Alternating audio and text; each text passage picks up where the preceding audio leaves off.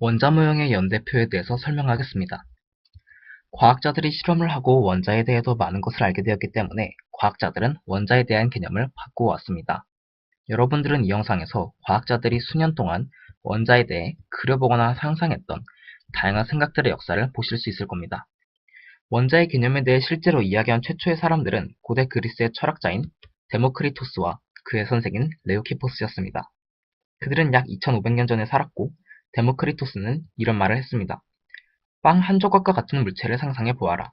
이것을 반으로 자르고 다시 반으로 잘라서 절반을 더 잘라낸 다음 또 절반을 잘라낸 것을 상상해 보아라. 결국 그는 당신이 더 이상 반으로 자를 수 없는 무언가에 다가갈 것이라 말했고 그는 이 입자들을 원자라고 불렀는데 그것은 더 이상 자를 수 없는 가장 작은 입자를 뜻합니다. 데모크리토스는 모든 물질이 작은 입자들로 만들어졌으며 원자들이 다른 크기와 형태로 존재한다고 상상하였습니다. 예를 들어 그는 철원자들이 견고하게 결합하는 형태에 대해 상상해 보았습니다.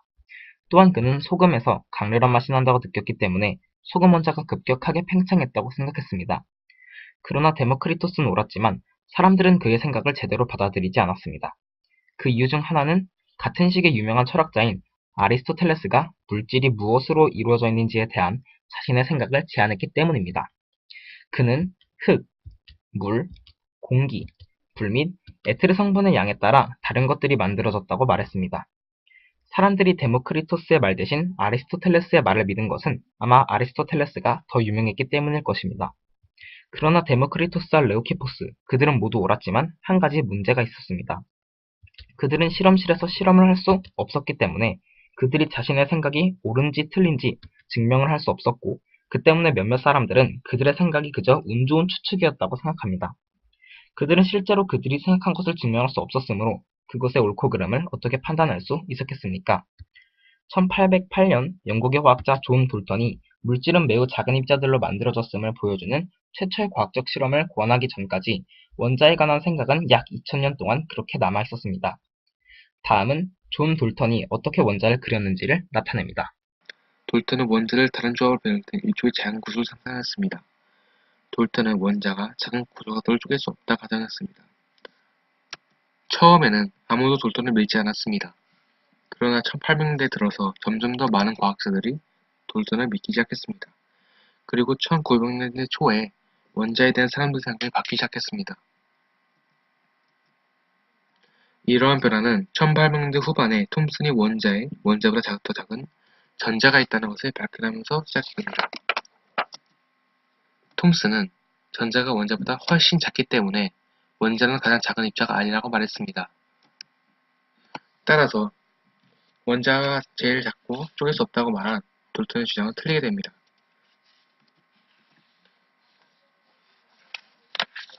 톰슨은 원자를 블루베리 머핀처럼 묘사했습니다. 그리고 이것을 플럼 푸딩 모델이라고 불렀습니다. 톰슨은 원자를 들여다봤을 때 블루베리 머핀의 반죽에 블루베리가 박혀있는 것처럼 작은 전자가 내부에 박혀있을 거라 생각했습니다.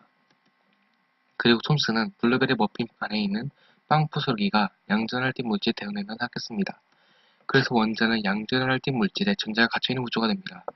그리고 원자가 정기적으로 중성되도록 두 물질은 서로 균형을 이룹니다. 그러나 톰슨의 모델은 여전히 아무리 원자가 보다 더 작은 입자가 있다 하더라도 원자는 쪼갤 수 없다고 생각했습니다.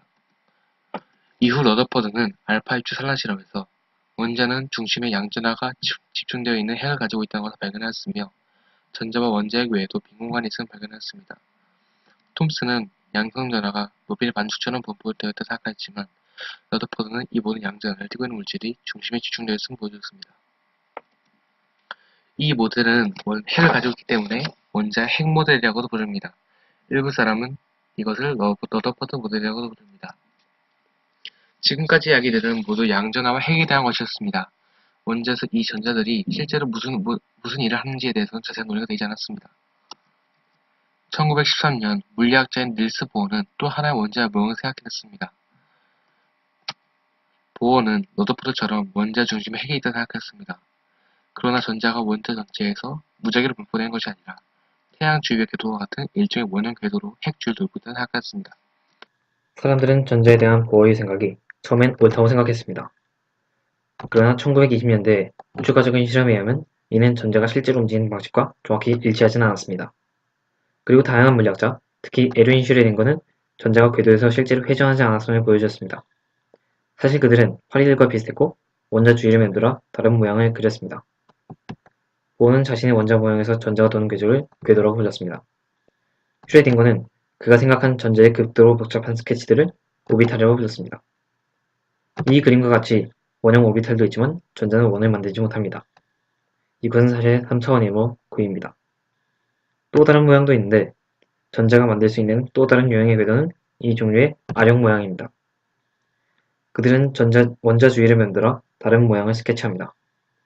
그런데 아까부터 제가 묘사하는 원자핵이 여러 개의 입자가 뭉쳐진 듯한 모양을 하고 있습니다. 그 이유는 다음과 같습니다. 시간이 조금 더 지난 후에 과학자들은 핵으로부터 만들어진 두 개의 아원자 입자들을 발견하였습니다. 아원자 입자란 원자보다 조금 더 작은 입자들을 뜻합니다. 그래서 우리는 이 그림을 조금 더 구체화할 수 있습니다. 1919년 어니스트 러더퍼드는 양성자를 발견하였으며 1932년에는 제임스 체릭이 중성자를 발견했습니다.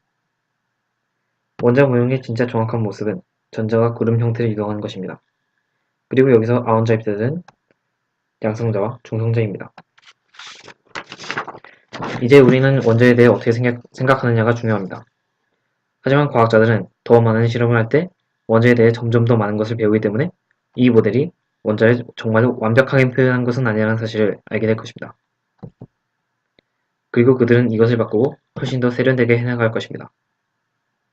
현재 이 오비탈 모형은 원자를 설명하는 가장 정확한 방법이지만 이 모형을 이용하면 원자가 전자 궤도를 사용하여 수행하는 단순한 것들을 기술하는 것이 조금 힘들 수 있습니다.